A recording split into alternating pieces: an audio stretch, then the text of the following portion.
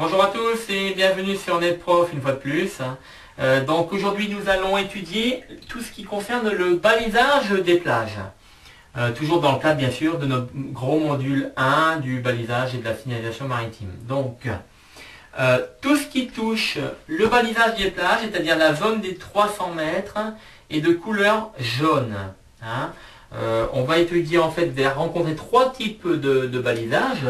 Alors premier type de balisage, c'est ce qu'on appelle la zone des 300 mètres. Ensuite, on va voir ce qu'on appelle le chenal traversier. Voilà. Et enfin, la zone de baignade.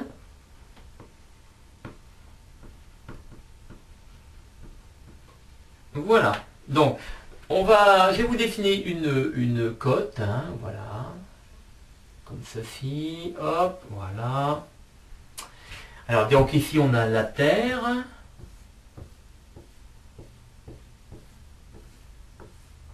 voilà, et donc ici dans cette partie-là on est en mer, voilà.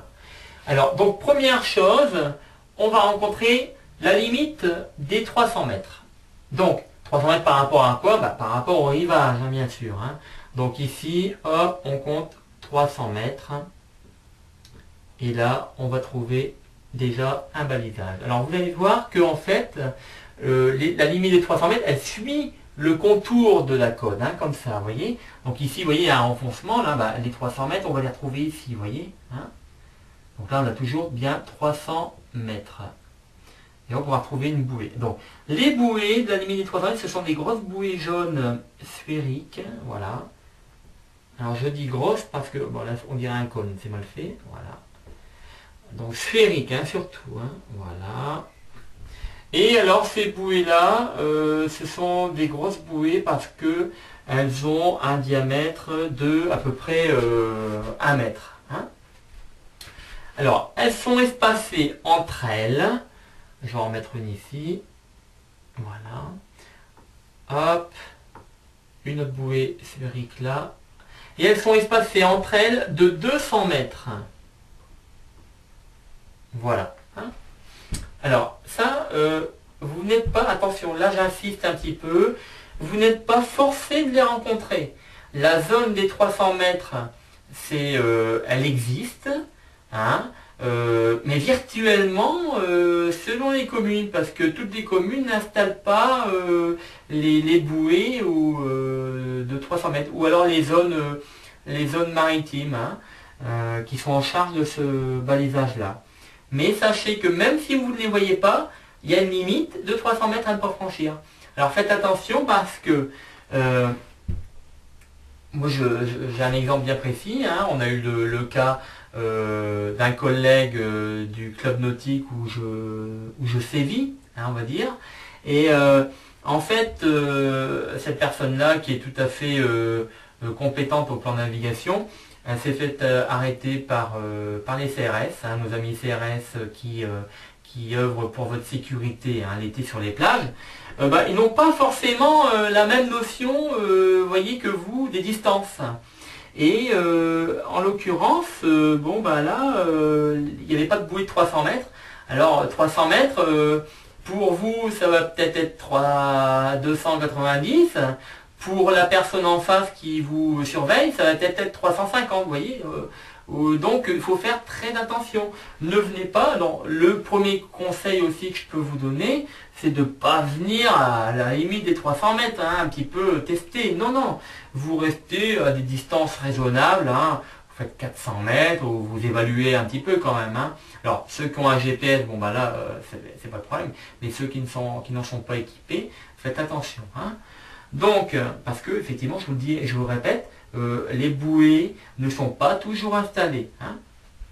Donc, première chose. Deuxième chose, c'est ce qu'on appelle le chenal traversier. Alors, le chenal traversier, ça peut servir à trois choses en fait. Quand on fait de la planche, ou du dériveur. Du dériveur, c'est vrai, c'est des petits voiliers style 420 ou laser ou autre. selon les communes, vous devez emprunter un chenal traversier pour quitter la plage et sortir justement de cette fameuse zone des 300 mètres. Hein.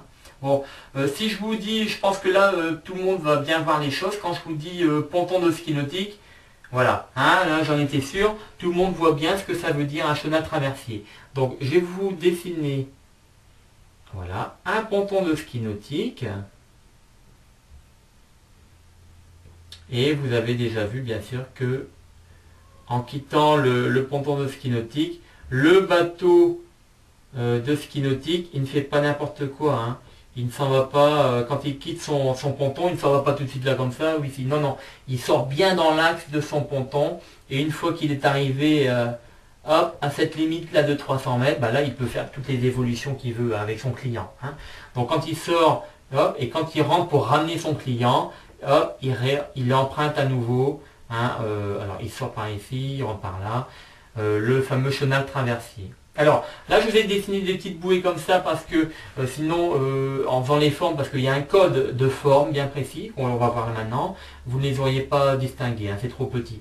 Mais sachez qu'en fait on a repris les formes de ce qu'on a déjà vu d'ailleurs quand on a étudié les balises latérales, vous savez, la latérale bâbord, la latérale tribord d'entrée de chenal.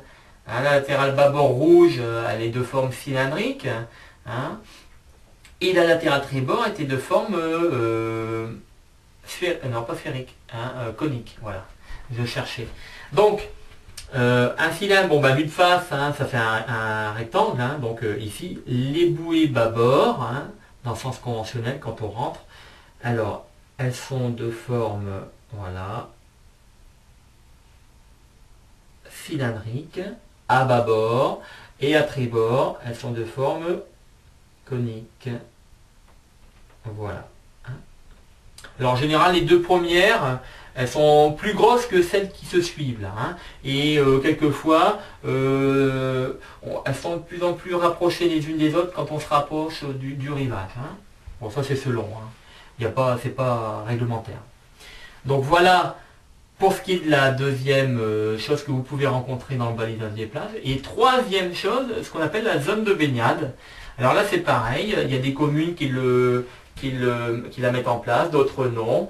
C'est selon. Hein. Alors une zone de baignade, donc là c'est tout un tas de petites bouées alors, jaunes. Hein. Tout ce qui est balisage de plage c'est toujours jaune. Hein. Donc là, voilà, ça fait tout un collier de petites bouées jaunes comme ça. Hop. Alors là, les communes, elles peuvent les installer jusqu'à 100 mètres du bord ou 200 mètres, hein, c'est selon, ou 50 mètres. Et alors, c'est toutes des petites bouées, hein, ça n'a rien à voir avec les grosses bouées des 300 mètres, qui elles faisaient 1 mètre de diamètre. Là, non, on va dire même la moitié, hein, même peut-être même plus petit encore. Hein. Elles font 50 cm maxi de diamètre. Hein. Et par contre, elles sont très très très rapprochées les unes des autres. En général, on les trouve tous les 10 mètres, hein, grosso modo. Et alors, elles sont reliées, par contre, elles, pas toujours, mais c'est souvent le cas d'ailleurs, hein, avec un câble métallique. Hein. Ça c'est pour, hein, vous l'aurez compris, hein, dissuader, je sais pas moi, le farfelu qui viendrait avec un bateau à moteur dans cette zone-là. C'est pas très raisonnable. Et dans ce cas-là, vous voyez la rencontre de l'hélice avec le câble métallique, l'hélice elle va pas survivre. Hein. Donc voilà pourquoi on a installé ça éventuellement. Hein. Donc là ça en fait vraiment un sanctuaire hein, pour les baigneurs. Voilà.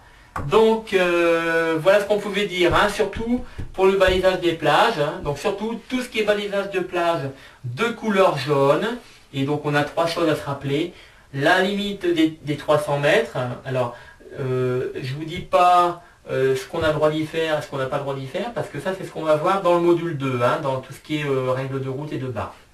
Donc, la zone des 300 mètres, des grosses bouées d'1 mètre espacées les unes des autres, de 200 mètres, le chenal traversier pour pouvoir justement sortir du rivage jusqu'à la limite des 300 mètres, et enfin la zone de baignade de protection des personnes. Hein. Voilà, merci beaucoup de votre attention et je vous souhaite une bonne fin de journée. À bientôt sur NetProf pour un prochain cours, bien sûr.